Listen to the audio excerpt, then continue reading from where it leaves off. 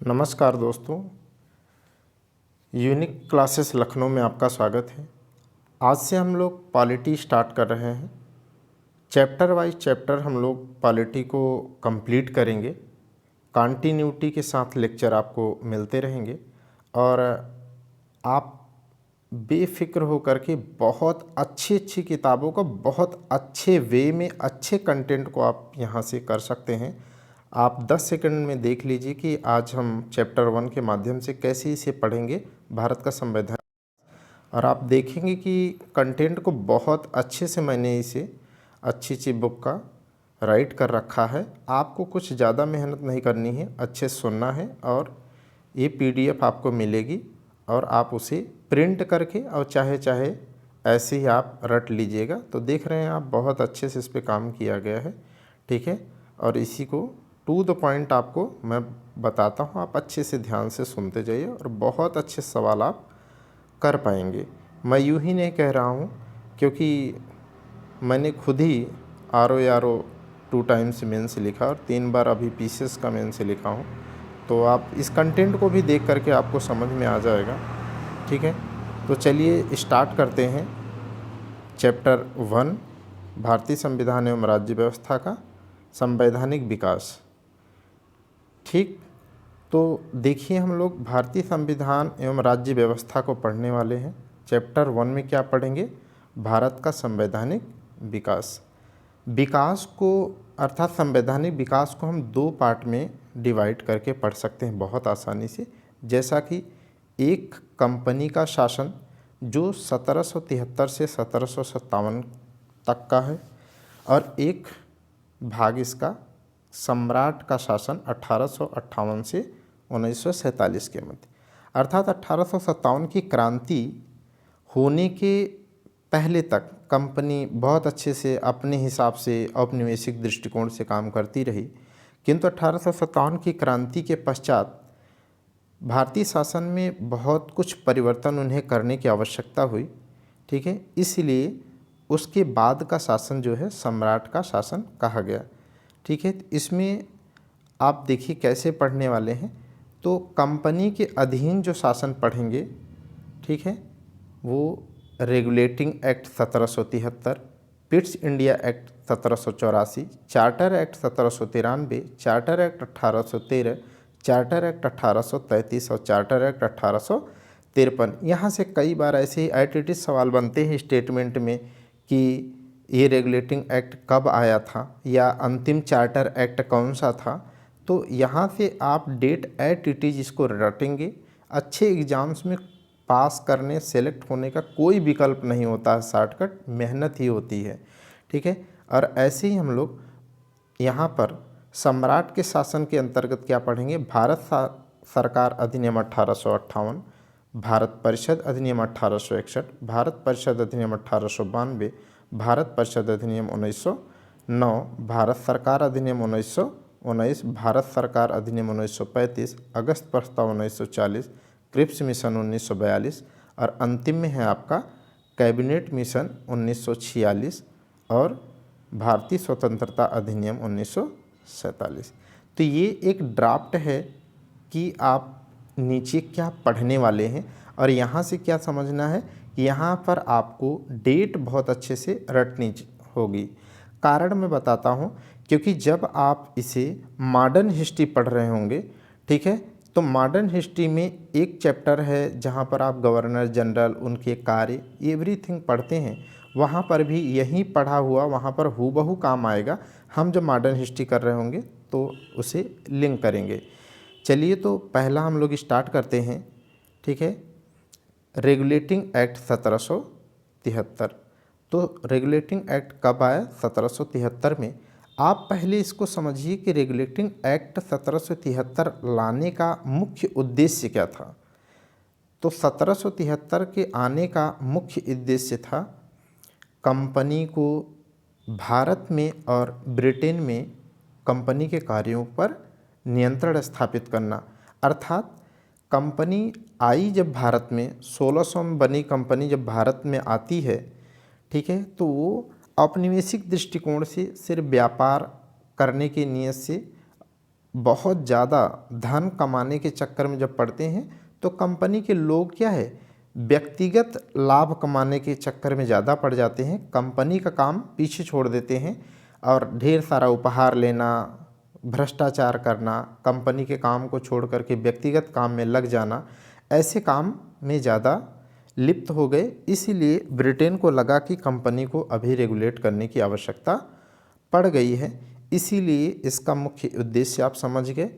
उसके बाद किसकी सिफारिश पर, बहुत इम्पॉर्टेंट है, किसकी सिफारिश पर रेगुलेटिंग एक्ट आया, तो लॉर्ड नॉर्थ के द्वारा गठित गुप्त समिति की सिफारिश पर, जो कई बार पेपर में आया है। ठीक, और इससे क्या हुआ, कंपनी में क्या प्रभाव पड़ा, तो कंपनी में केंद्रीय सत्ता की नींव पड़ी। अगर केंद्रीय सत्ता की नींव का मतलब क्या है कि अभी तक बंगाल,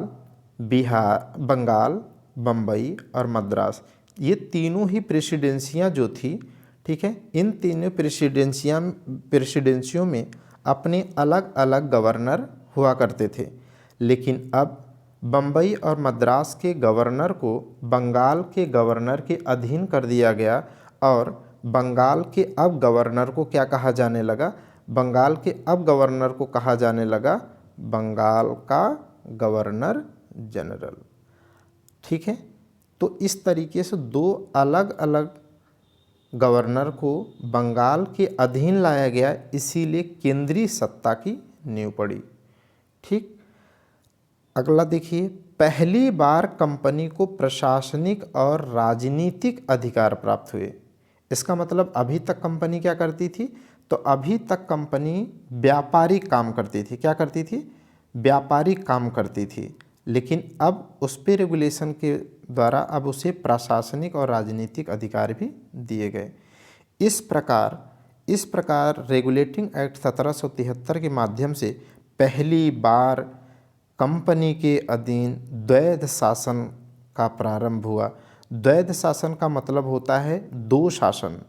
इसका मतलब ये है कि अब कंपनी के द्वारा एक कार्य व्यापारिक किया जा रहा है और एक कार्य प्रशासनिक और राजनीतिक कार्य किया जा रहा है, और यहीं से द्वैध शासन की नींव पड़ती है। ठीक है, बहुत इम्पॉर्टेंट है, जो पूछा जाता है कि द्वैध शासन का प्रारंभ सर्वप्रथम कब हुआ, तो 1773 के रेगुलेटिंग एक्ट के माध्यम से हुआ। ठीक है, अब देखिए एक आपको यूनिक पॉइंट यहाँ पर मिल रहा है। ठीक है, तो इस यूनिक पॉइंट में ऐसा क्या है, तो इस यूनिक पॉइंट में है कि इसी रेगुलेटिंग एक्ट के तहत सर्वोच्च न्यायालय की स्थापना की गई। कब की गई थी, तो रेगुलेटिंग एक्ट 1773 के माध्यम से कलकत्ता में 1774 ईस्वी में सर्वोच्च न्यायालय की स्थापना की गई। इसी में क्या प्रावधान किया गया, और तो उपहार लेना, रिश्वत लेना प्रतिबंधित कर दिया गया। अभी मैंने बताया ना, कंपनी के जो कर्मचारी अधिकारी थे वो कंपनी के कार्य को छोड़ करके व्यक्तिगत लाभ के चक्कर में ज़्यादा पड़ जाते थे, इसीलिए रेगुलेट करने की आवश्यकता पड़ी। कोड ऑफ कंडक्ट, इससे क्या शुरू हुआ सॉरी, उपहार व रिश्वत लेना प्रतिबंधित का मतलब क्या है, आज देखा जाए तो जो कोड ऑफ कंडक्ट होता है, माने एक आचार संहिता, माने क्या नियमबद्ध होता है कि क्या करना चाहिए और क्या करना गलत है, तो कोड ऑफ कंडक्ट की नींव भी इसी एक्ट से पड़ती है। अच्छे अच्छे एग्जाम्स में ऐसे ही सवाल बनते हैं आजकल सॉरी। इसमें एक प्रावधान ये भी किया गया कि कोर्ट ऑफ डायरेक्टर की व्यवस्था की गई, जिसके माध्यम से कंपनी को ब्रिटिशर्स के द्वारा रेगुलेट किया जाने लगा। अगला प्रावधान क्या था, तो राजस्व, सैन्य तथा नागरिक सूचनाएं अनिवार्य रूप से अनिवार्य रूप से अब किसको दिया जाना अनिवार्य था, ब्रिटेन को।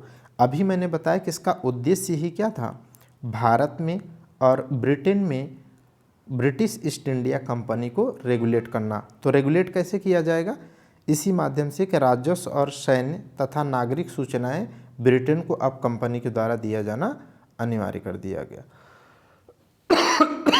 सॉरी। ठीक है, और इसमें और क्या प्रावधान थे आप देखिए, तो यहाँ पर देख रहे हैं मैंने एक डायग्राम के माध्यम से बताया है कि जो 1774 में कलकत्ता में सुप्रीम कोर्ट की स्थापना हुई इस रेगुलेटिंग एक्ट के माध्यम से, उसकी संरचना कैसी थी। तो उसमें एक मुख्य न्यायाधीश हुआ करता था, एक क्या था, मुख्य न्यायाधीश, और तीन अन्य न्यायाधीश थे, अर्थात टोटल 4 लोगों को मिलकर के एक संरचना थी। जिसमें मुख्य न्यायाधीश की बात करें तो उनका नाम था सर एलिजा एम्पे, और अन्य न्यायाधीशों में एक चैम्बर्स, दूसरे लेमेस्टर, तीसरे हाइड। अभी आपको याद होगा, अगर जिसने भी आरओ का पेपर दिया होगा लास्ट टाइम, उसमें स्टेटमेंट में यही दे रखा था कि रेगुलेटिंग एक्ट 1773 के माध्यम से कलकत्ता में बने सुप्रीम कोर्ट के मुख्य न्यायाधीश चैम्बर्स थे, ठीक है, या हाइड थे, इस प्रकार लिखा हुआ था। सर एलिजा एम्पे का नाम वहाँ नहीं लिखा था। तो अब आपको ध्यान होता तब आप कर पाएंगे कि चीफ जस्टिस कौन थे, सर एलिजा एम्पे। तो इन्हें एकदम हूबहू रट लीजिए, इनके नाम चैम्बर्स, हाइड और Lemaistre, sir Elijah Impey, total 4 supreme court Kolkata में, ठीक। और क्या किया गया, इसी में ये प्रावधान किया गया कि बिना लाइसेंस के, अर्थात जो लोग निजी व्यापार में ज़्यादा लिप्त हो जा रहे थे उन्हें रेगुलेट करने के लिए बिना लाइसेंस के अब निजी व्यापार प्रतिबंधित कर दिया गया रेगुलेटिंग एक्ट 1773 के माध्यम से। अगला एक्ट हम लोग पढ़ रहे हैं, देखिए 1781 का संशोधन अधिनियम। 1781 का संशोधन अधिनियम या संशोधन अधिनियम क्यों कहा गया होगा, कहने का मतलब ये है कि 1773 के रेगुलेटिंग एक्ट के में अगर कोई कमी रही होगी उसी को दूर किया गया होगा यहाँ पे।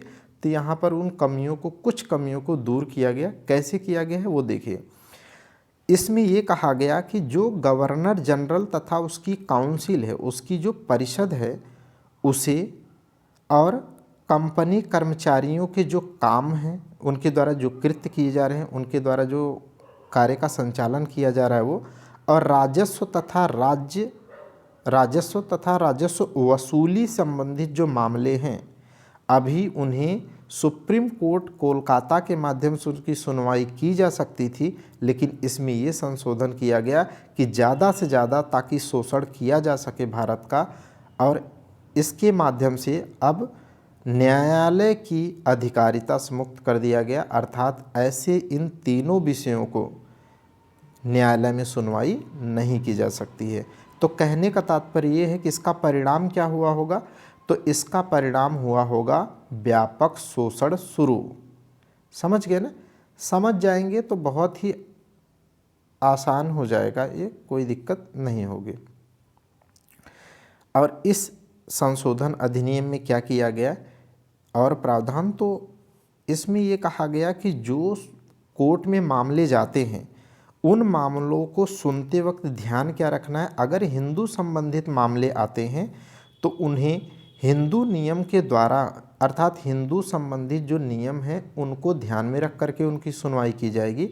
और अगर मुस्लिम से संबंधित मामले आते हैं तो उनके मुस्लिम संबंधी कानूनों नियमों को ध्यान में रख करके, जैसे आपने देखा होगा हदीस, कुरान इत्यादि को रेफरेंस में रख करके निर्णय दिए जाएंगे। तो इसका परिणाम क्या होगा, इसका परिणाम ये हुआ कि आज वर्तमान में भी कॉमन सिविल कोड की नींव नहीं रखी जा सकी। अर्थात जो धार्मिक विभेद का कॉन्सेप्ट वहाँ शुरू हुआ, आज भी कोड ऑफ कंडक्ट आज भी लागू नहीं हो सका। ये बहुत अच्छे लेवल के सवाल जो बनते हैं, यही सब बनते हैं बड़े एग्जाम्स में, ठीक है।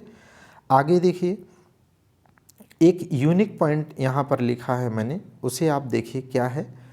तो यूनिक पॉइंट में ये है कि इसे संशोधनात्मक अधिनियम या अमेंडिंग एक्ट भी कहा जाता है, क्योंकि बता ही दिया, या इसे बंगाल जुडिकेटर एक्ट 1781 भी कहते हैं। तो इसका अन्य नाम क्या है, इसे देख लीजिए।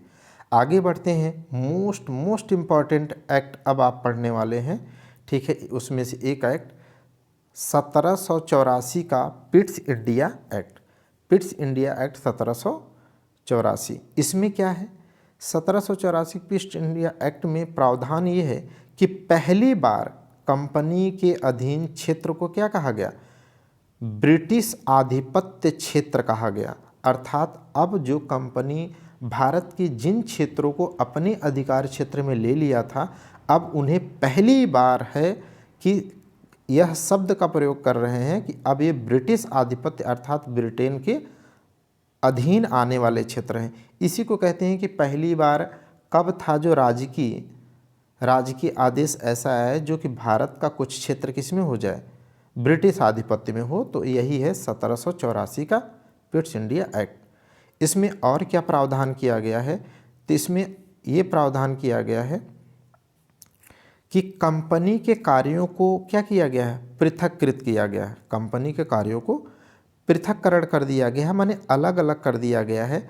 क्या कहा गया कि कंपनी व्यापारिक और वाणिज्यिक काम किसके माध्यम से करेगी? तो बोर्ड ऑफ डायरेक्टर के माध्यम से करने वाली है।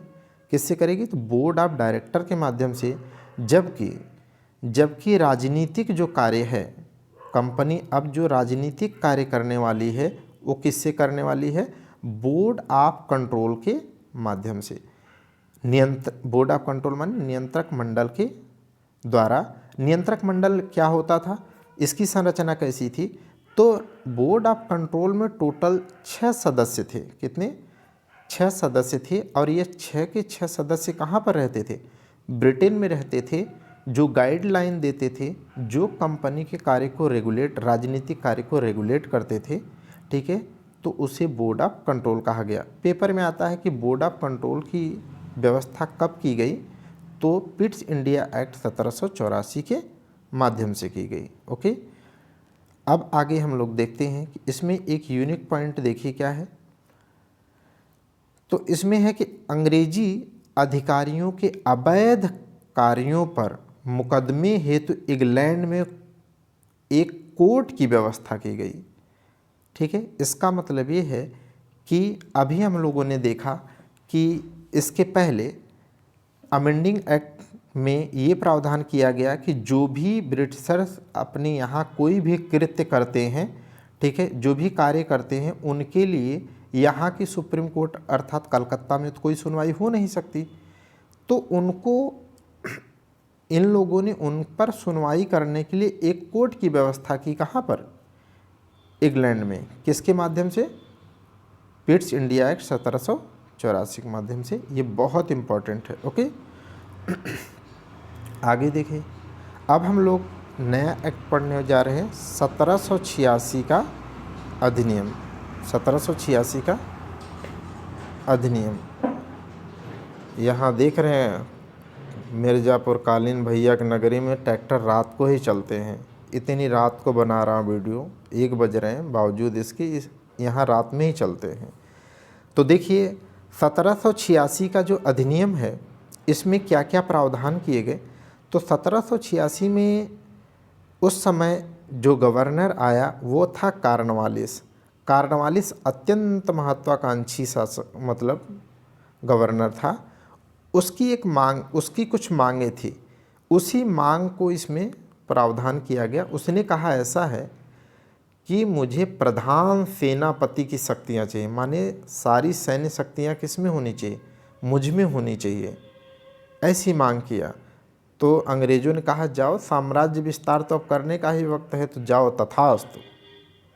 उसने कहा ऐसे नहीं, उसने कहा कि और परिषद के निर्णयों को भी निरस्त करने की शक्ति मेरे पास होनी चाहिए। अर्थात जो काउंसिल हो, ठीक है, जो बोर्ड ऑफ काउंसिल हो, अगर वो बहुमत से कोई निर्णय लेती है तो अगर मुझे लगता है वो ठीक नहीं है तो मुझ में इतनी भी पावर होनी चाहिए कि मैं उसके निर्णय को निरस्त कर सकूं। ठीक है, एक तरीके से तानाशाह होने का, अत्यधिक शोषण करने की मांग करता है 1786 के अधिनियम के माध्यम से। और अंग्रेज़ों ने भी कहा ठीक है, जाओ तथास्तु, हमें अब साम्राज्य विस्तार ही चाहिए।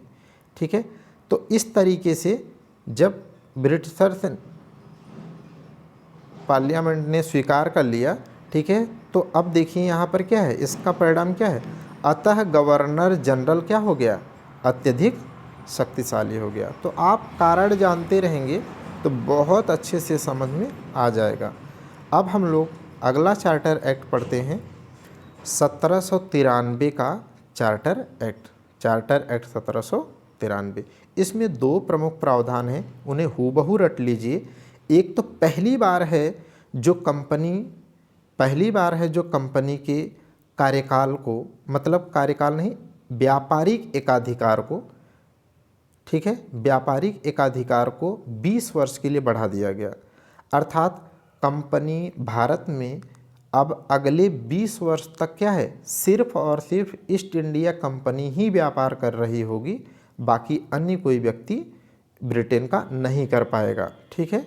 जबकि ब्रिटिशर्स, अन्य व्यापारी कहते थे कि कंपनी के एकाधिकार को समाप्त करिए और हमें भी मौका दीजिए, लेकिन ऐसा अभी नहीं हुआ। तो पहली बार कब 20 वर्ष के लिए मोनोपोली को बढ़ाया गया, तो 1793 के चार्टर एक्ट में, ओके। और क्या किया गया, तो नियंत्रक मंडल, बोर्ड ऑफ कंट्रोल के सभी सदस्यों को भारतीय राजस्व वेतन दिया जाना, बहुत इम्पॉर्टेंट है।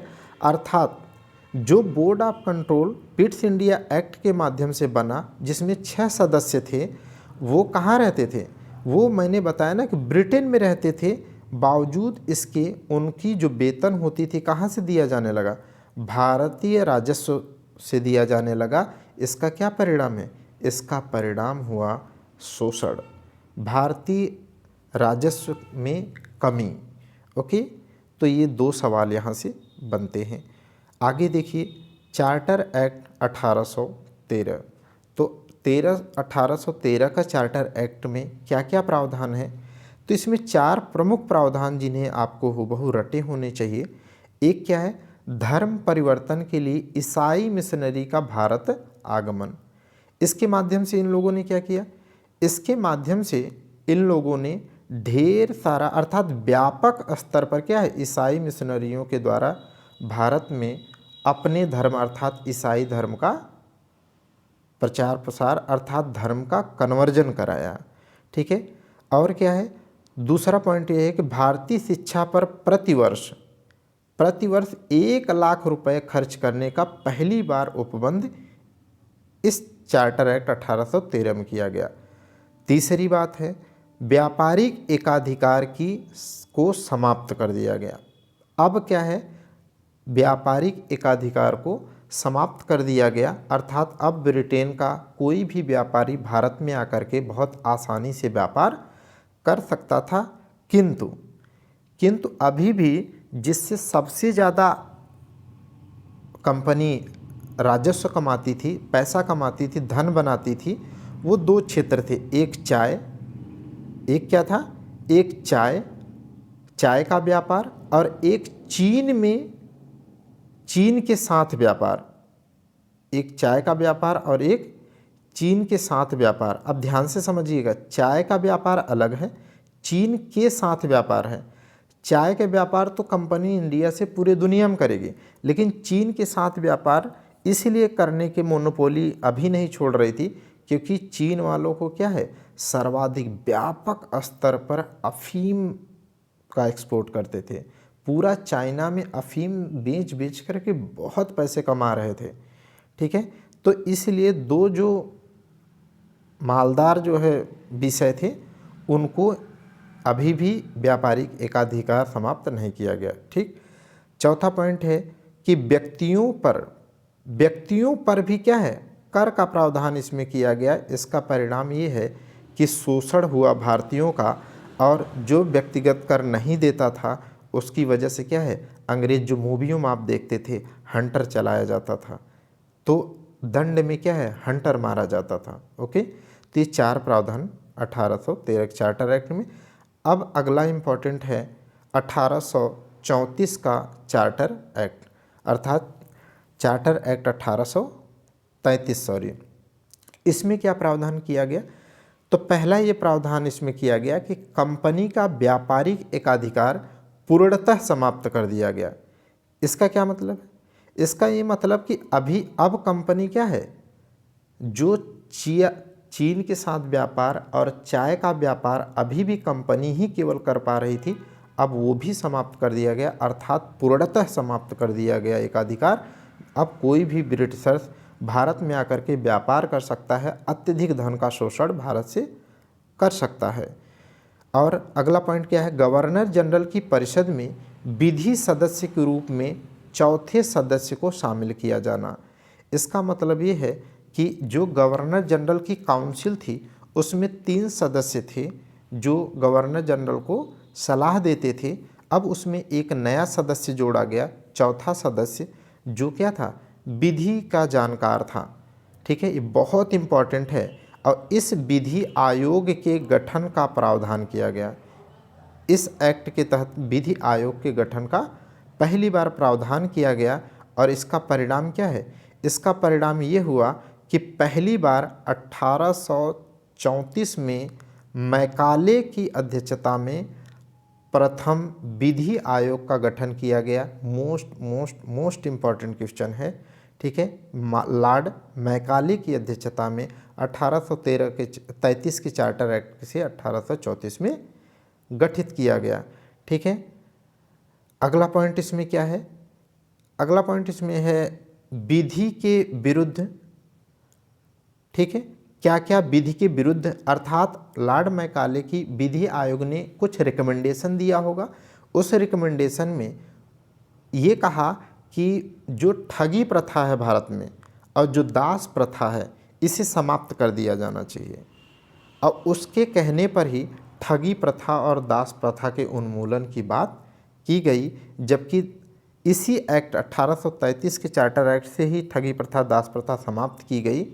ठीक है, जबकि यह दास प्रथा एलनबरो के द्वारा 1833 में 1843 में जाकर के समाप्त होती है। कब होती है समाप्त? 1843 में जाकर के दास प्रथा का उन्मूलन हो पाता है लॉर्ड एलनबरो के द्वारा। अगला पॉइंट इसमें ये व्यवस्था की गई कि अब बंगाल का जो गवर्नर जनरल है वो अब क्या हो रहा है, अब वो भारत का गवर्नर जनरल बनेगा। क्या कहलाने लगा? बंगाल का गवर्नर जनरल अब भारत का गवर्नर जनरल कहा जाने लगा। इसका क्या परिणाम है? तो इसका परिणाम आप देखेंगे कि फिर से क्या होगा, सत्ता का केंद्रीकरण होगा। अर्थात अब बम्बई, मद्रास और बंगाल जो अलग अलग प्रेसिडेंसियाँ थी, ठीक है, अब उनको मिला करके सभी पर भारत के गवर्नर जनरल का नियंत्रण स्थापित कर दिया गया। ठीक है, तो पेपर में आता है कि बंगाल का गवर्नर जनरल का भारत का गवर्नर जनरल किस एक्ट के माध्यम से बना, तो 1833 के चार्टर एक्ट से। ओके, चलिए अब हम लोग, यह अंतिम चार्टर एक्ट है जो मोस्ट इम्पॉर्टेंट पेपर में आता है कि अंतिम चार्टर एक्ट कौन था। तो 1853 का चार्टर एक्ट अंतिम चार्टर एक्ट था। इसमें क्या क्या प्रावधान थे तो वो देख लीजिए। पहली बार क्या है, पहली बार विधायी व प्रशासनिक कार्यों का पृथक्करण किया गया। ठीक है, अभी तक आपने इसके पहले पढ़ा था कंपनी के कार्य को 2 भाग में बांटा गया था, एक व्यापारिक कार्य और दूसरा राजनीतिक कार्य। ठीक है, राजनीतिक कार्य पिट्स इंडिया एक्ट 1784 के माध्यम। लेकिन यहाँ पर आप ध्यान से पढ़ो, कन्फ्यूजन नहीं होना चाहिए। यहाँ पर क्या है, पहली बार विधायी और प्रशासनिक, माने विधि बनाने का कार्य कोई और करे और प्रशासन का कार्य कोई और करे। आज के परिप्रेक्ष्य में देखें तो कैसे संवैधानिक विकास में इसका आज के समय में देखा जा सकता है, कहाँ, जैसे संसद का कार्य क्या है, विधि का निर्माण करना, अर्थात विधायी कार्य है। जबकि ठीक है, जबकि आप देखेंगे जो कार्यपालिका है वो एग्जीक्यूटिव बॉडी है, वो प्रशासनिक कार्य करती है, देश को चलाने का काम। यही तो आप पढ़ रहे हैं कि आखिर में कैसे नींव पड़ी है, माने कैसे इवोल्यूशन हुआ, संवैधानिक विकास का चरण कैसे रहा है। ठीक है, तो अब आप देखो, पहली बार विधायी व प्रशासनिक कार्यों का जब पृथक्करण किया जाएगा तो विधि के निर्माण की कुछ तो प्रावधान भी किया जाएगा। इसीलिए अब यहाँ पर क्या किया गया, 12 सदस्यीय विधान परिषद अर्थात ऑल इंडिया लेजिस्लेटिव काउंसिल की स्थापना की गई जो विधि का निर्माण करने का कार्य करेगी। ओके। पेपर में आता है कितने सदस्य थे, 12 सदस्य थी। ऑल इंडिया लेजिस्लेटिव काउंसिल की स्थापना किस एक्ट के माध्यम से की गई, तो 1853 के चार्टर एक्ट से काम किया गया। क्या कार्य थे बता ही दिया। इसका क्या परिणाम होगा, तो इसका आप परिणाम देखेंगे, ठीक है। इसका परिणाम सर्वप्रथम क्षेत्रीय प्रतिनिधित्व का सिद्धांत लागू हुआ। क्षेत्रीय प्रतिनिधित्व का सिद्धांत, जैसे आज आप देखते हैं कि विभिन्न क्षेत्रों से पार्लियामेंट में सांसद चुन के आते हैं, तो वो क्या है, विभिन्न क्षेत्रों का ही प्रतिनिधित्व करते हैं। ठीक उसी प्रकार से 12 सदस्यीय विधान परिषद में, ठीक है, विभिन्न क्षेत्रों को रिप्रेजेंट करने की व्यवस्था की गई थी, जिसे क्षेत्रीय प्रतिनिधित्व का सिद्धांत यहाँ से लागू हुआ। ठीक है, आगे देखिए इसमें क्या प्रावधान किया गया, तो कंपनी के कर्मचारियों की नियुक्ति के लिए खुली प्रतियोगिता का प्रावधान किया गया। अभी तक क्या होता था, अभी तक ये था कि अंग्रेज क्या करते थे, अंग्रेज जो है किसी को नॉमिनेट करते थे, खास करके अंग्रेज को ही अंग्रेज नॉमिनेट करते थे ईस्ट इंडिया कंपनी के अंतर्गत रह करके काम करने का। लेकिन इसमें पहली बार ये था कि खुली प्रतियोगिता, कॉम्पिटिटिव एग्जामिनेशन कराए गए कंपनी में जॉब करने के लिए। ओके, बहुत इंपॉर्टेंट है। एट ऐसे पूछा जाता है कि खुली प्रतियोगिता का कॉन्सेप्ट किस चार्टर एक्ट में हुआ। अगला देखिए, 1854 की मैकाले की अध्यक्षता में सिविल सेवा के लिए एक आयोग का गठन किया गया। कब किया गया, 1854 में। किसकी अध्यक्षता में, मैकाले की अध्यक्षता में। क्या था, सिविल सेवा आयोग का गठन। ठीक, अब अगला देखिए, अब यहाँ से आप देख पा रहे होंगे कि अब 1857 की क्रांति हो गई है, और 1857 की क्रांति के बाद अंग्रेज़ों के हाथ पैर फूल चुके हैं। उसके बाद भारतीय शासन व्यवस्था में बहुत आमूलचूल परिवर्तन करने की आवश्यकता है। ठीक है, कहीं आप लोग बोर तो नहीं हो रहे हैं। ठीक है, अब यहाँ से हम लोग सम्राट के अधीन शासन पढ़ने वाले हैं, तो आपको एक शेर सुनाता हूँ। ठीक है, यहाँ से फिर स्टार्ट करते हैं। अगर गर्दन बगावत पर उतर जाए, अगर गर्दन बगावत पर उतर जाए तो तलवार की खैर नहीं। जिसे तकदीर के पन्ने पलटने हों, जिसे तकदीर के पन्ने पलटने हों, उसे संघर्ष से बैर नहीं।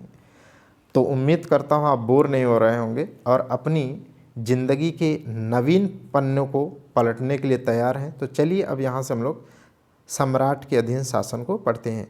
तो इसमें पहला जो है वो है भारत सरकार अधिनियम 1858, जो 57 की क्रांति के बाद आया।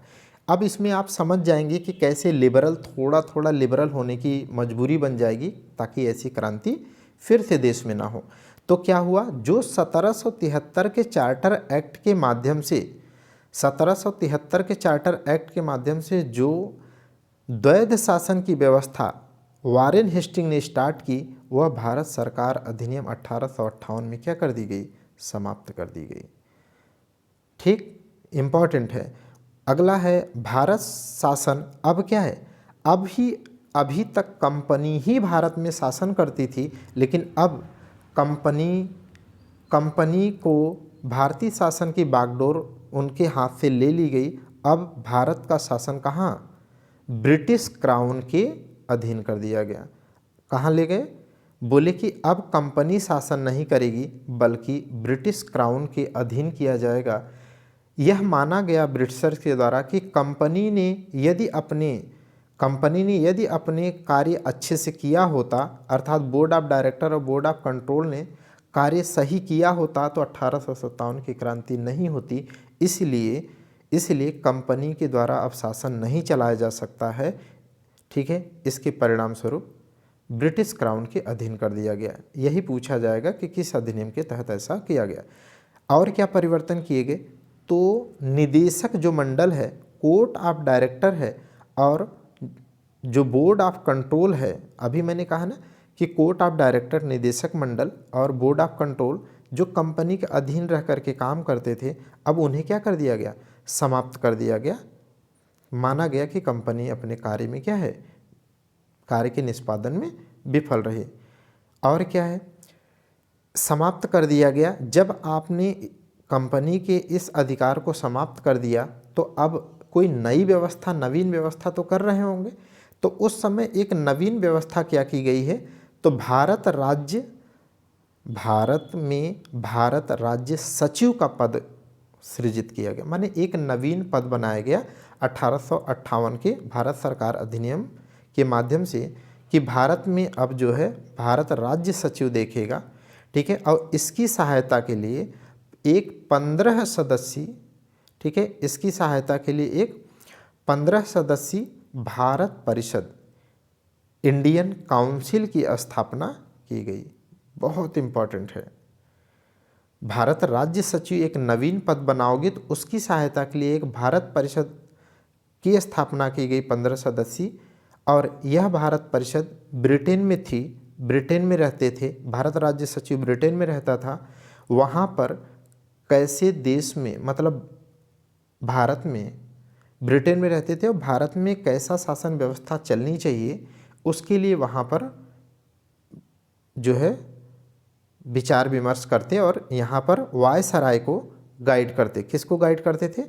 वायसराय को। एक नवीन पद और बनाया गया कि अब जो भारत का गवर्नर जनरल था अब वो समाप्त कर दिया गया, उसकी जगह क्या है, एक नवीन पद आया वायसराय 1858 के अधिनियम से, ठीक है। तो इस वायसराय, ये वायसराय, ठीक है, पहला वायसराय कौन बना, तो लॉर्ड कैनिंग बना। और ये वायसराय किसकी सिफारिश पर काम करने वाला है, तो भारत परिषद की रिकमेंडेशन पे। और भारत परिषद की रिकमेंडेशन किसके अधीन रहेगी, भारत राज्य सचिव। इसका मतलब यह है कि अब भारत राज्य सचिव जैसा जैसा कहेगा वैसा वैसा भारत में वायसराय काम करेगा। ओके, यही परिवर्तन किया गया, ठीक। अब अगला देखिए, एक यूनिक पॉइंट है यहाँ पर, उसको देख लीजिए क्या है। इसमें बहुत इंपॉर्टेंट पॉइंट को हमने यूनिक पॉइंट बना रखा है, ठीक है। इसमें क्या व्यवस्था है देखिए, तो 1861 में क्या और प्रावधान किए गए हैं, तो सर्वप्रथम जेम्स विल्सन द्वारा 1861 में सर्वप्रथम जेम्स विल्सन द्वारा बजट पेश किया गया। तो बजट पेश करने का श्रेय भारत में जेम्स विल्सन को ही जाता है, इसीलिए यूनिक पॉइंट में है। भारतीय असैनिक सेवा अधिनियम भी 1861 में ही आया और भारतीय उच्च न्यायालय अधिनियम भी 1861 में ही आया। यह पेपर में आरओ, पीसीएस या बड़े एग्जाम से बहुत बार पूछा गया है, ठीक है, कि यह भारतीय उच्च न्यायालय अधिनियम कब आया था। अब आप यहाँ पर कमेंट करके बताइएगा कि भारतीय उच्च न्यायालय अधिनियम 1861 के तहत 1862 में कहाँ कहाँ पर 3 जगह हाई कोर्ट की व्यवस्था की गई, अर्थात हाई कोर्ट की स्थापना की गई थी। ओके, आप कमेंट में ज़रूर बताना। अगला पढ़ते हैं, भारत परिषद अधिनियम 1861। इसमें क्या क्या मेजर प्रावधान थे, तो सर्वप्रथम भारतीयों को शासन में भागीदार बनाया गया। अब 1857 की क्रांति हो गई है तो अब ये लिबरल होना शुरू हो जाएंगे। तो सर्वप्रथम भारतीयों को शासन में भागीदार बनाया गया, ठीक है। कैसे बनाया गया, तो अभी भारतीयों को क्या किया जाता था, मनोनीत किया जाने लगा। और मनोनीत किए जाने में पहली बार कौन मनोनीत किया गया था, तो एक थे बनारस के राजा, दूसरे थे पटियाला के राजा और तीसरे थे सर दिनकर राव। ये मैच दी फॉलोइंग में भी आ सकता है, स्टेटमेंट में भी आता है, कौन इनमें से निम्नलिखित में से कौन नहीं था, ऐसा सवाल कई बार आया है। तो तीनों का नाम याद रखना पड़ेगा। अगला क्या है, सर्वप्रथम विकेंद्रीकरण की प्रक्रिया का प्रारंभ हुआ। यह मोस्ट इम्पॉर्टेंट है। किस एक्ट के माध्यम से विकेंद्रीकरण प्रक्रिया का प्रारंभ किया गया, तो इसी एक्ट 1861 के माध्यम से। विकेंद्रीकरण का क्या मतलब है कि पावर को डिस्ट्रीब्यूट कर दिया जाए। अभी तक क्या है कि बम्बई मद्रास को बंगाल के अधीन रखा गया था, ठीक है, बम्बई मद्रास को बंगाल के अधीन रखा गया।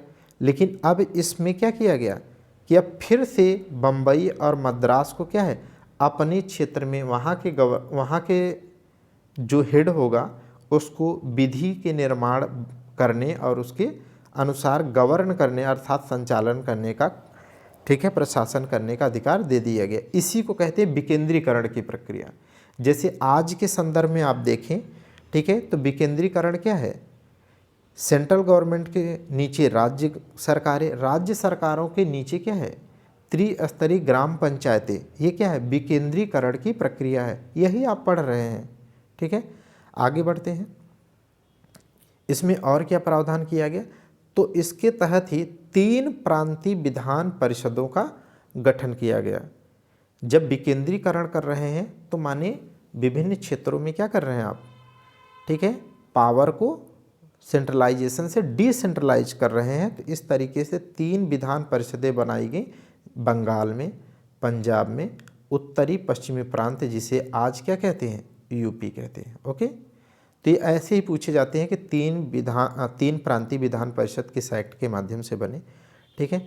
अगला देखिए, इसमें एक यूनिक पॉइंट क्या है, ठीक है, सर्वप्रथम लॉर्ड कैनिंग द्वारा भारत में विभागीय प्रणाली, किसकी, विभागीय प्रणाली पोर्टफोलियो सिस्टम का प्रारंभ। मोस्ट इम्पॉर्टेंट है, इसीलिए देखो जो यूनिक पॉइंट में हैं उन्हें मोस्ट इम्पॉर्टेंट लिखने की आवश्यकता नहीं, वो ऑलरेडी मोस्ट इम्पॉर्टेंट हैं, ठीक है।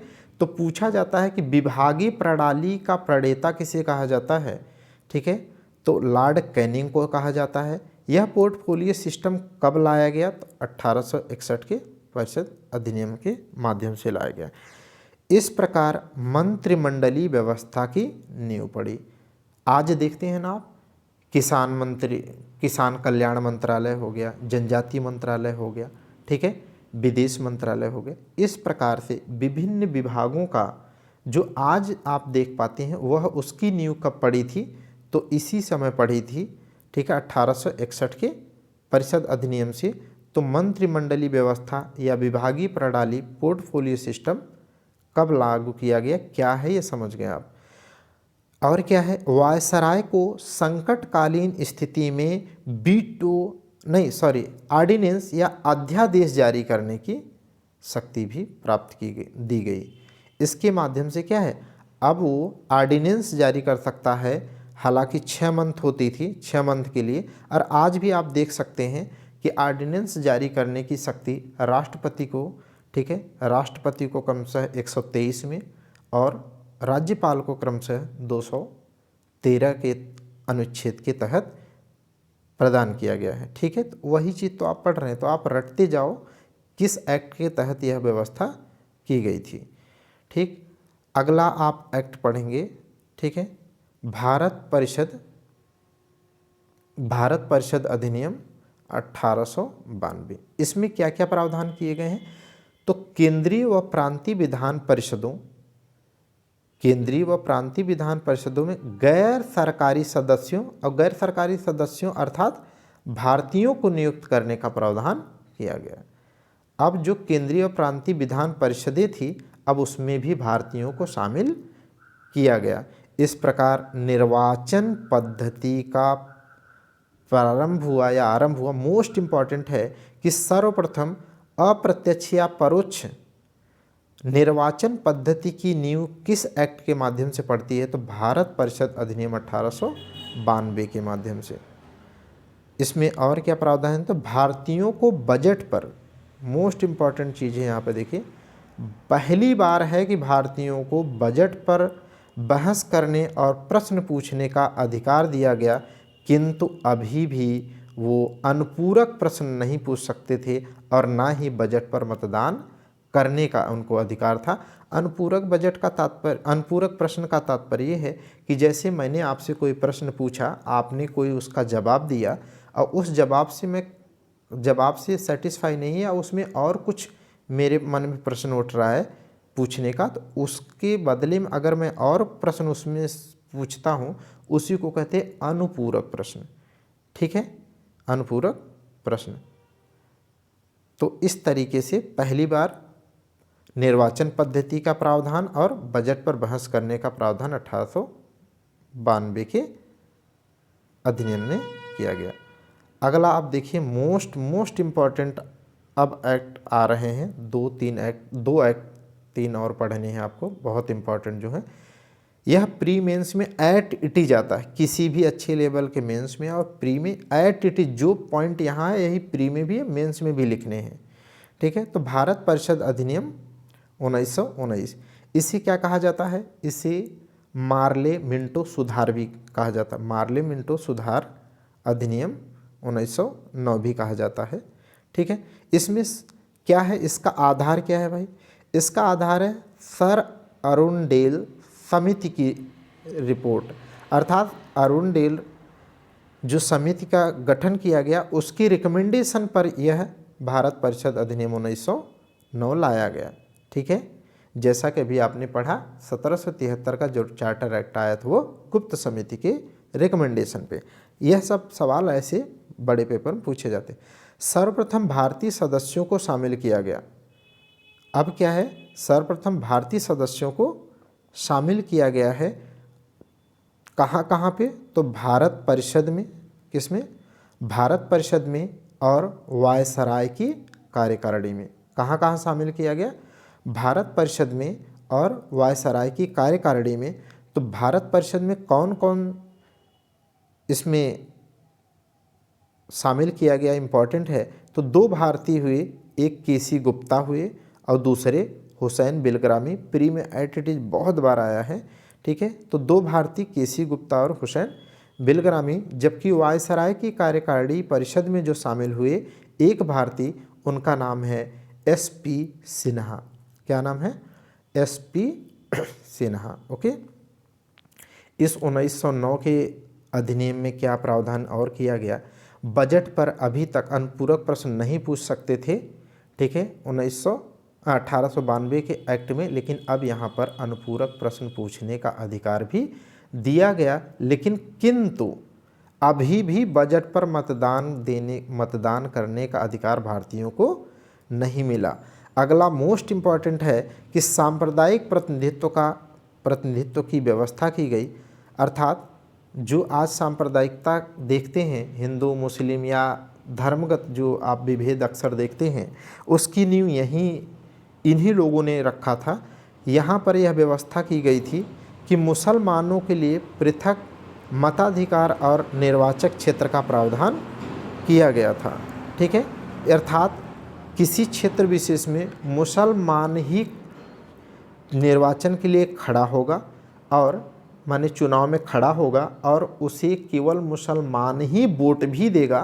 तो कहने का मतलब ये है कि वो तो इससे लगता नहीं कि ये तो आपने इस तरीके कह दिया कि ठीक है, सिक्योर हो गया कि आप ही जीतोगे, आप ही का सीट है, इस तरीके की व्यवस्था की गई, ठीक है। तो ये मोस्ट इम्पॉर्टेंट है, सांप्रदायिक प्रतिनिधित्व की व्यवस्था सबसे पहले कब की गई यहाँ पे।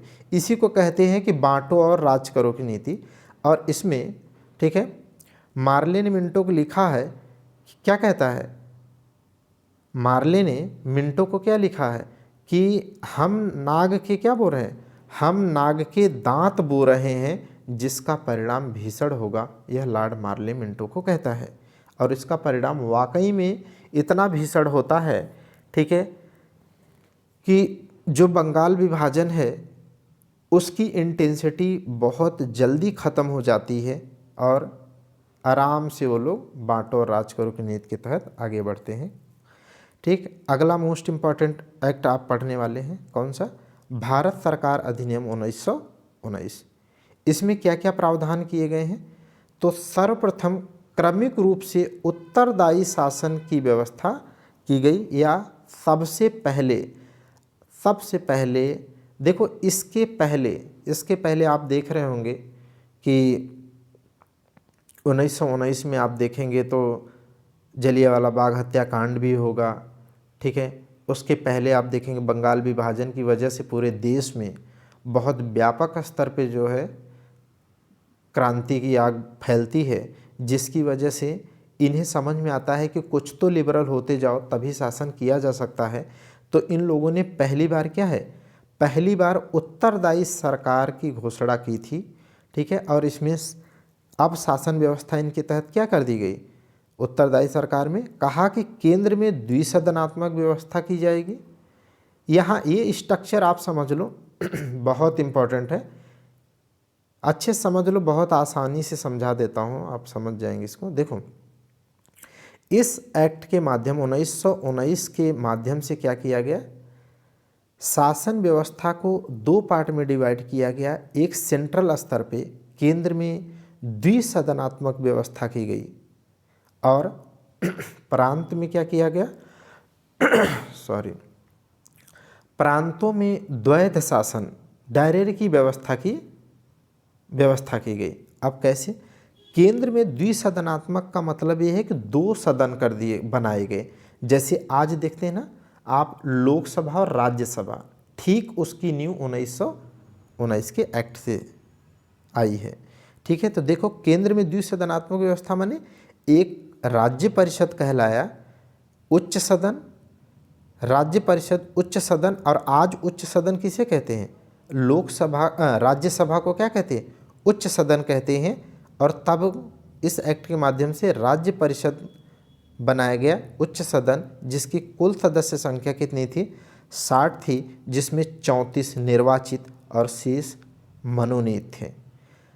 और इनका कार्यकाल कितना था? 5 वर्ष। अर्थात तब का राज्य परिषद आज का राज्यसभा की ये संरचना थी। इसके सारे मेंबर सहित आपको रटना पड़ेगा, पेपर में आता है कई बार।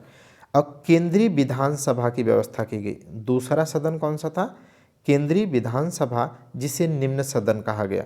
आज की लोकसभा निम्न सदन कहलाती है या लोकप्रिय सदन कहलाती है, तब की केंद्रीय विधानसभा। कुल सदस्य इसमें कितने थे? ऐट रट लो, 145। ठीक है, और जिसमें 104 सदस्य क्या थे? निर्वाचित होते थे, जबकि शेष मनोनीत होते थे या नामांकित होते थे। लेकिन इसका कार्यकाल पूछा जाता है तो इसका कार्यकाल रट लेना, इसका कार्यकाल है 3 वर्ष था, जबकि राज्य परिषद का कार्यकाल कितना था? 5 वर्ष। क्लियर? रटा होना चाहिए। ठीक है, यह केंद्र स्तर पर व्यवस्था थी। अब प्रांतों के स्तर पर व्यवस्था देखा जाए कैसी है, तो प्रांतों पर द्वैध शासन व्यवस्था। द्वैध शासन का मतलब ये होता है कि दो सरकारें हो जाएं। ठीक है, जैसा कि 1773 के रेगुलेटिंग एक्ट के माध्यम से। तो यहाँ प्रांतों में द्वैध शासन की व्यवस्था की गई, अर्थात प्रांतीय विषय को पहली बार था 2 भागों में बांट दिया गया कि कुछ विषय पर भारतीय काम, कुछ विषय पर भारतीयों का नियंत्रण होगा, उसके माध्यम से भारतीय शासन करेंगे, जबकि कुछ विषय अभी भी अंग्रेजों के अधीन थे, अंग्रेजों के आधिपत्य में थे। इस कारण से 2 शासन व्यवस्था थी, एक अंग्रेजों के द्वारा चलाई जा रही थी, किसके माध्यम से? भारतीयों के माध्यम से। इसी को तो कहते हैं द्वैध शासन। इसमें विषयों को कैसे डिवाइड किया है, तो एक विषय को इन लोगों ने सुरक्षित विषय कहा, रिजर्व सब्जेक्ट कहा, जैसे न्याय व्यवस्था, राजस्व वसूलना, शोषण करना, ज़्यादा धन कमाने वाली व्यवस्था, वित्त व्यवस्था, राजस्व व्यवस्था और पुलिस व्यवस्था, यह अपने पास रखे रिजर्व के अंतर्गत। ठीक है, और जो नॉर्मल विषय थे उन्हें क्या कर दिया गया?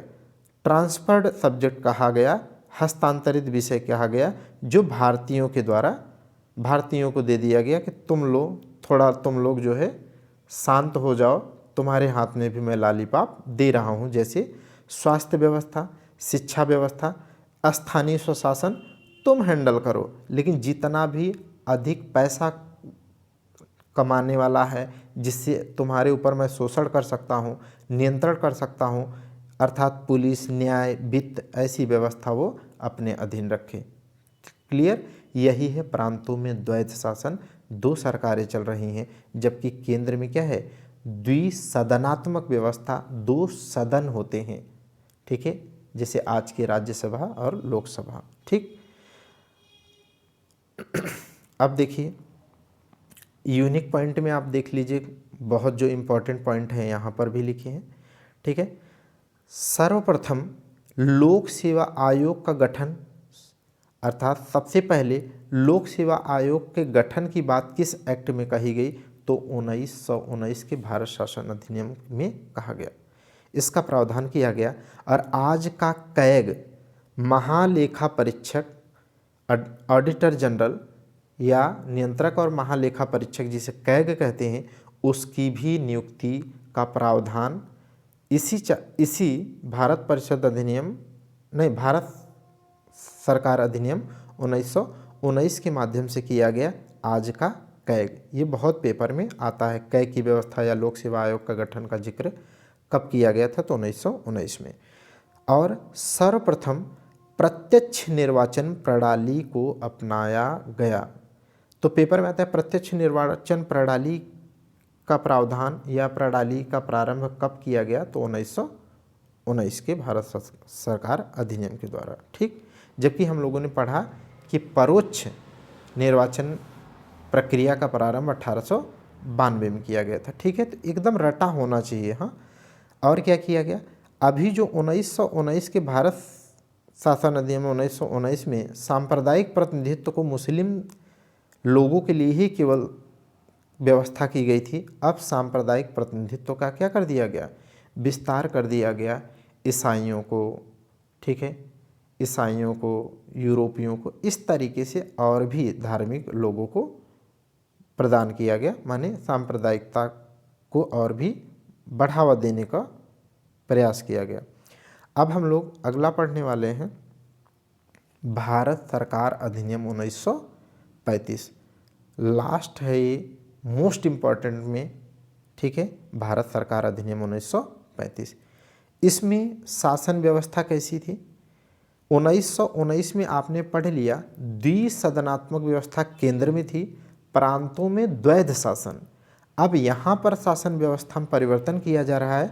अब केंद्र में द्वैध शासन, अब प्रांतों में लागू द्वैध शासन समाप्त कर दिया गया, अर्थात अब प्रांतों को स्वायत्त शासन दे दिया गया।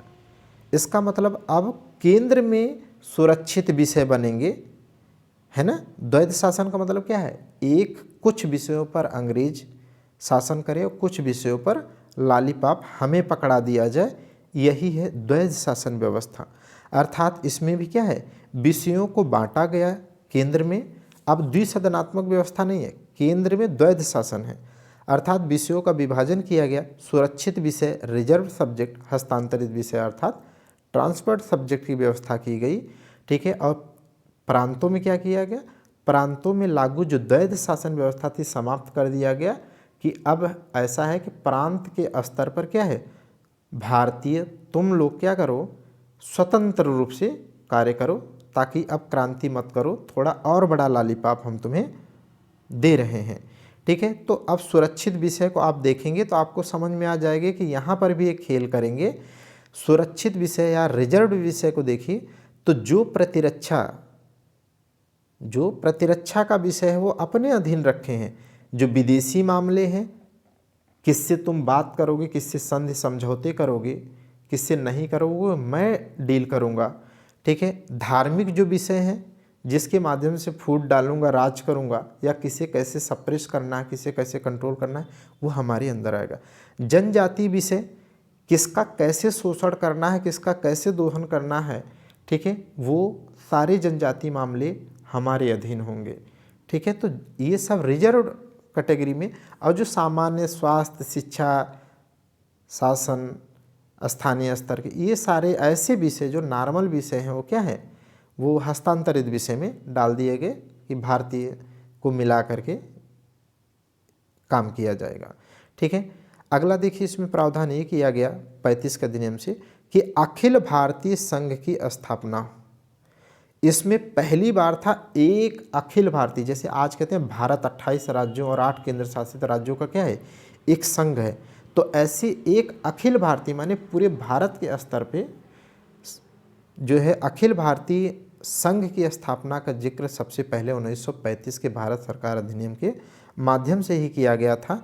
और यह संघ हालांकि अस्तित्व में नहीं आ सका, ठीक है, किंतु 1 अप्रैल 1937 को प्रांतीय स्वायत्तता लागू कर दी गई। इसका मतलब ये है कि जो भारतीय संघ की अखिल भारतीय स्तर पर संघ की व्यवस्था का प्रावधान किया गया था वह अस्तित्व में नहीं आया, अर्थात भारत एक संघ नहीं बन पाया, जबकि प्रांतीय स्वायत्तता 1 अप्रैल 1937 से लागू कर दी गई। ये डेट आप रट लीजिएगा। कोई भी इसमें लिखा है तो कोई भी एक वर्ड भी बेवजह नहीं लिखा है, इसलिए आप कहीं दिमाग मत लगाना, हूबहू रटना ही रटना है बस। अगला प्रावधान इसमें ये है कि शक्तियों का विभाजन, मोस्ट इम्पॉर्टेंट ये है कि शक्तियों का विभाजन कर दिया गया। ठीक है, जो आज आप देखते हैं ना संघ सूची, राज्य सूची और समवर्ती सूची, तो यह व्यवस्था सबसे पहले 1935 के अधिनियम में किया गया था। संघ सूची, प्रांतीय सूची या राज्य सूची और समवर्ती सूची के विषयों को बांट दिया गया था। उस समय 59 विषय संघ सूची में थे, प्रांतीय सूची में 54 विषय और समवर्ती सूची में 36 सब्जेक्ट थे। यह भी प्री में पूछा जाता है। ठीक है, और याद अभी ध्यान रखना है, यही व्यवस्था आज भारतीय संविधान में, जो वर्तमान में भारतीय संविधान है, ठीक है, उसमें यही भारत सरकार अधिनियम 1935 के यही सब प्रावधान आप देखे रहिए।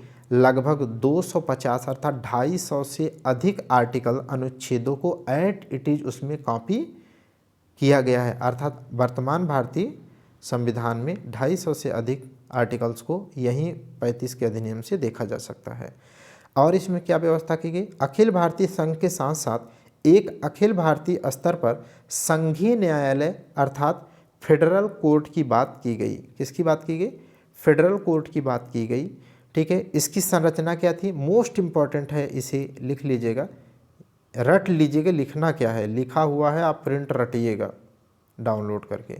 इसकी संरचना थी 7 सदस्य इसमें थे, एक मुख्य न्यायाधीश था और 6 अन्य सदस्य। यही प्री में आया था, उसमें 8 लिखा था, नहीं 7 ही सदस्य स्टेटमेंट में लिखा था। तो आप अगर याद रहेगा तभी कर पाएंगे। इसमें टोटल कितने सदस्य थे, तो इसमें 7 सदस्य थे। ठीक है, और इस संघीय न्यायालय अर्थात फेडरल कोर्ट की, इस संघीय न्यायालय अर्थात फेडरल कोर्ट की कि किसी भी निर्णय से अगर कोई असंतुष्ट है तो उसकी बात कहाँ पर अपील दायर कर सकता है। जैसे आप आज वर्तमान में हाई कोर्ट की बात से सेटिस्फाई नहीं होते तो सुप्रीम कोर्ट में अपील दायर करते हैं, ठीक उसी प्रकार से इस फेडरल कोर्ट से जो असंतुष्ट हो उसकी अपील कहाँ की जाती थी, तो ब्रिटेन में एक कोर्ट थी जिसे प्रिवी काउंसिल कहा जाता था। ठीक है, उस प्रिवी काउंसिल में या फेडरल कोर्ट से असंतुष्ट लोगों की अपील की जा सकती थी। ये पेपर में आया था कि क्या संघीय न्यायालय फेडरल कोर्ट की अपील कहीं की जा सकती थी या सर्वमान्य थी।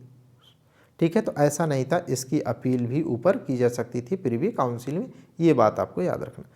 और कार्यरत या प्रारंभ, यह संघीय न्यायालय कब से काम करना शुरू हुआ, तो मोस्ट इम्पॉर्टेंट है 1 अक्टूबर 1937 से। अर्थात फेडरल कोर्ट की स्थापना भारत सरकार अधिनियम 1935 से की गई, जबकि यह कार्य 1937 से। इसी एक्ट के तहत जो है आरबीआई एक्ट 1934 के माध्यम से 1935 में आरबीआई भी बनती है। ठीक है, और इसमें और क्या प्रावधान किए गए हैं, तो इस अधिनियम के द्वारा, ठीक है, 1935 में मोस्ट इम्पॉर्टेंट है ये सब, 1935 में भारत के अधीन अब तक रहने वाला बर्मा को क्या कर दिया गया, अलग कर दिया गया। अब अंग्रेज़ों को समझ में आने लगा था कि धीरे धीरे हमें इसे भारत को अब छोड़ना पड़ेगा, तो क्यों ना हम बर्मा को अब धीरे धीरे छोड़ दें। तो 1935 में पेपर में आता है कि कब, तो 1935 में भारत से बर्मा को अलग कर दिया गया और 2 नए प्रांत, कितने, 2 नए प्रांत अर्थात सिंध और उड़ीसा का निर्माण किया गया। कब किया गया, 35 में, किस एक्ट के माध्यम से जानते हैं। और 1937 का प्रांतीय चुनाव, अर्थात 1935 में प्रांतों को जब स्वायत्तता दे दी गई, केंद्र में द्वैध शासन व्यवस्था भी आपने पढ़ा और प्रांतों में स्वायत्त शासन की व्यवस्था की गई, तो प्रांतों के स्तर पर चुनाव तो कराया गया होगा।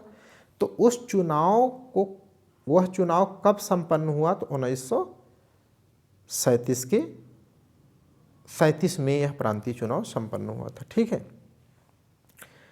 अब देखिए कुछ यूनिक पॉइंट क्या है, तो इसके माध्यम से नेहरू ने कहा था, अर्थात 1935 के भारत सरकार अधिनियम 1935 को नेहरू ने क्या कहा था, गुलामी का अधिकार पत्र कहा था। यह सब ऐसे ही स्टेटमेंट आते हैं, सारी क्रीम है, आप इसे रट लेना। गुलामी का अधिकार पत्र कहा था। और दूसरी बात इन्होंने कहा है, यह अनेक ब्रेकों वाली इंजन रहित गाड़ी है, अर्थात जिसमें क्या है, इंजन नहीं है, ढेर सारे ब्रेक हैं, ठीक है। और जिन्ना ने क्या कहा, जिन्ना ने कहा यह पूर्णतः सड़ा और मूल रूप से क्या है, बुरा है। और अगला पॉइंट क्या है इसमें, यह अधिनियम सबसे बड़ा व जटिल दस्तावेज था, ठीक है। अब तक आए जितने भी एक्ट थे उनमें सबसे बड़ा और जटिल दस्तावेज था, ठीक है,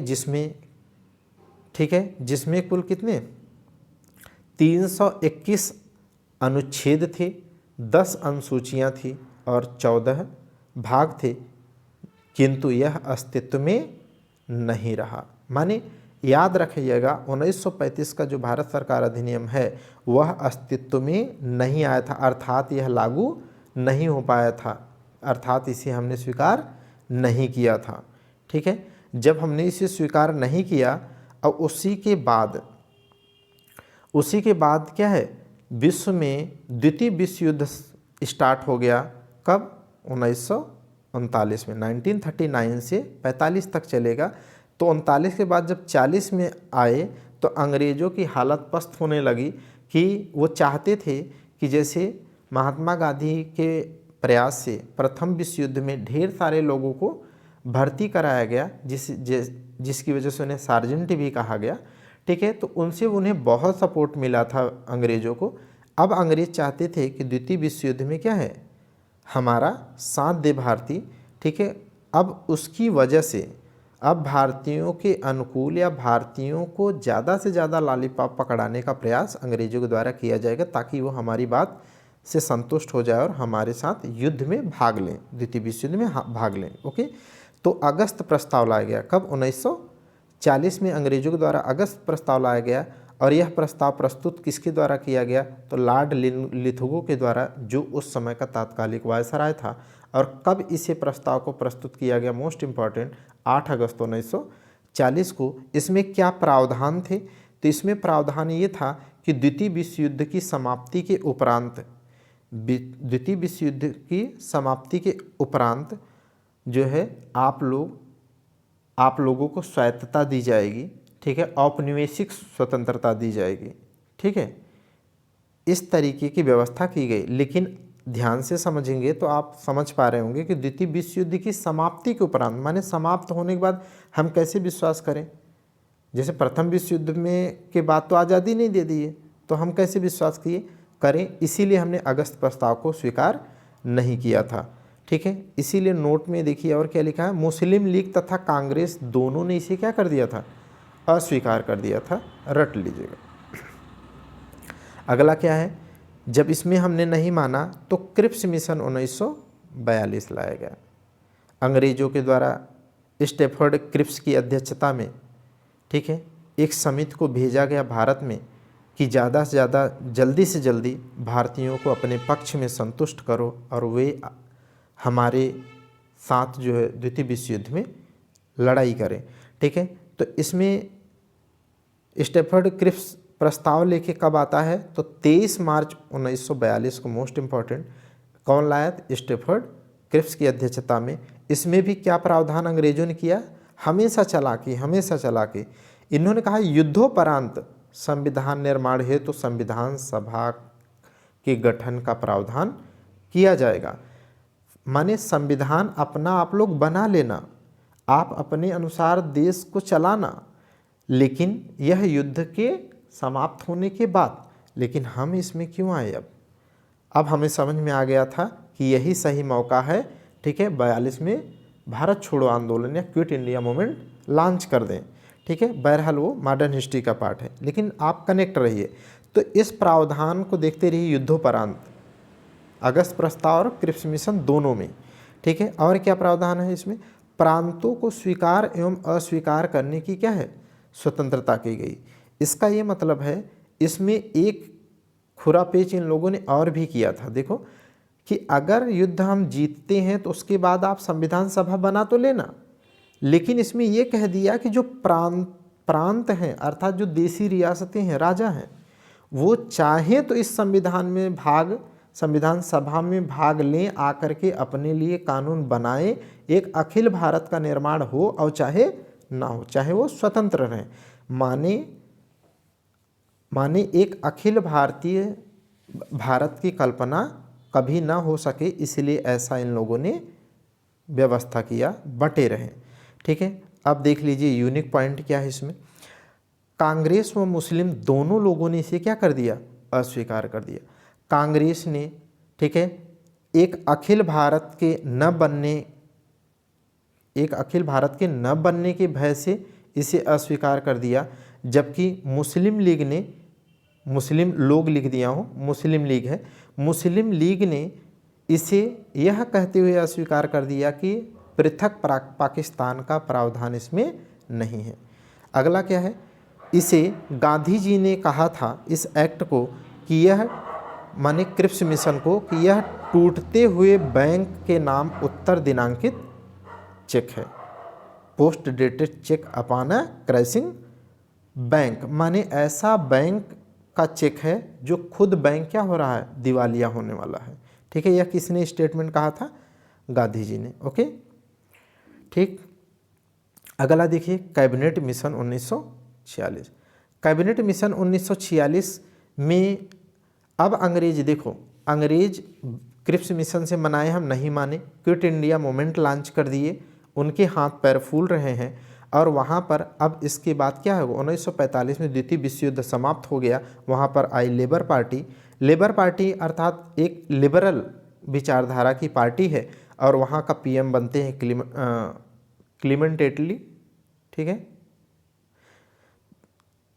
दिमाग में नहीं आ रहा। ठीक है, तो वहाँ के पीएम लिबरल पार्टी के थे और उन्होंने जब द्वितीय विश्व युद्ध समाप्त हुआ तो उन्हें समझ में आ गया कि अब भारतीयों को, ठीक है, औपनिवेशिक दृष्टिकोण से रख पाना मुश्किल है। तो उन्होंने कहा कि ठीक है, एक मिशन भेजा जो 3 सदस्यीय था, उसका अध्यक्ष कौन था, तो पैथिक लॉरेंस है। किसकी अध्यक्षता में आया कैबिनेट मिशन, पैथिक लॉरेंस की अध्यक्षता में। और अन्य 2 लोग कौन है, AB अलेक्जेंडर और स्टेफर्ड क्रिप्स। याद रखना तीनों लोगों का नाम हूबहू। 3 सदस्य थी। ठीक है, और कब आया, तो 24 मार्च 1946 मोस्ट इम्पॉर्टेंट डेट है। इसमें क्या प्रावधान किए गए इसे आप देख लीजिए। ठीक है, तो इसके क्या मूल प्रावधान है, इसके मूल प्रावधान में पहला है अंतरिम सरकार का गठन किया जाएगा। ठीक है, माने जब तक संविधान सभा का गठन करिए, संविधान का आप निर्माण करिए, ठीक है, वो अलग बात है। लेकिन अभी मैं आपको कहता हूँ कि एक अंतरिम सरकार, टेम्पोररी गवर्नमेंट बना करके आप अपने देश को अपने हिसाब से चलाइए, संविधान सभा का गठन करिए, संविधान का निर्माण करिए और आप अपनी आज़ादी लीजिए। तो अंतरिम सरकार का गठन का प्रावधान किया गया। और क्या कहा गया, संविधान सभा के गठन का प्रावधान किया गया, संविधान सभा के गठन का प्रावधान किया गया। ठीक है, अगला पॉइंट क्या है, ब्रिटिश प्रांत व देशी रियासतों सहित भारत का एक संघ का निर्माण किए जाने का प्रावधान किया गया। अब याद आ गया होगा जो क्रिप्स मिशन में देशी रियासतों को, ठीक है, अखिल भारतीय संघ से अलग रहने की स्वतंत्रता दी गई थी, अब इसमें समझ गए वो, तो उन्होंने कहा कि ऐसा नहीं है, एक अखिल भारतीय संघ का निर्माण होगा जिसमें देशी रियासतें भी रहेंगी ही रहेंगी। ठीक है, अब देखते हैं कि संविधान सभा का सदस्य कौन कौन बनेगा और किस तरीके से बनेगा, उसकी बात मैंने यहाँ पर लिखा है कि उसके जो सदस्य होंगे, इसमें यह प्रावधान किया गया कि वो क्या प्रत्यक्ष रूप से निर्वाचित होकर के आएंगे, तो चुनाव कराने में बहुत बड़ी समस्या होगी। तो यह व्यवस्था की गई कि अप्रत्यक्ष रूप से या परोक्ष रूप से निर्वाचित व्यक्ति आएंगे। और वो व्यक्ति कौन होगा, तो प्रत्येक 10 लाख की जनसंख्या पर एक व्यक्ति आएगा। मोस्ट इम्पोर्टेंट, अप्रत्यक्ष रूप से निर्वाचित होकर के इसके सदस्य संविधान सभा में आएंगे और प्रत्येक 10 लाख की जनसंख्या पर एक कैंडिडेट आएगा जो संविधान सभा का, जिससे संविधान सभा का गठन होगा।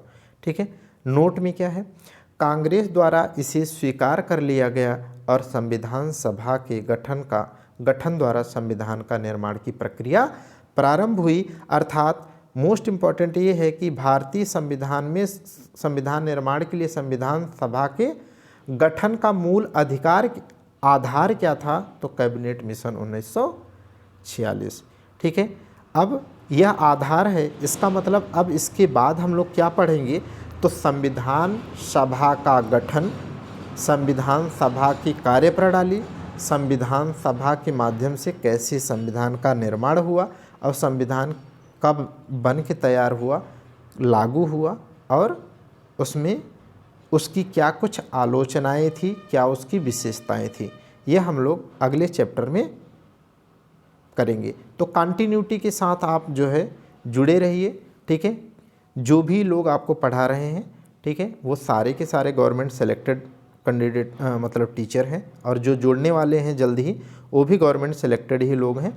और एक बात बस यही कहूँगा कि अगर गवर्नमेंट एम्प्लॉई ड्यूटी करने के बाद भी 2 बजे 2:30 बजे रात तक पढ़ करके आपको पढ़ा सकता है, ठीक है, तो आप जॉब पाने के लिए यदि नहीं पढ़ते हैं तो आपकी कमी है।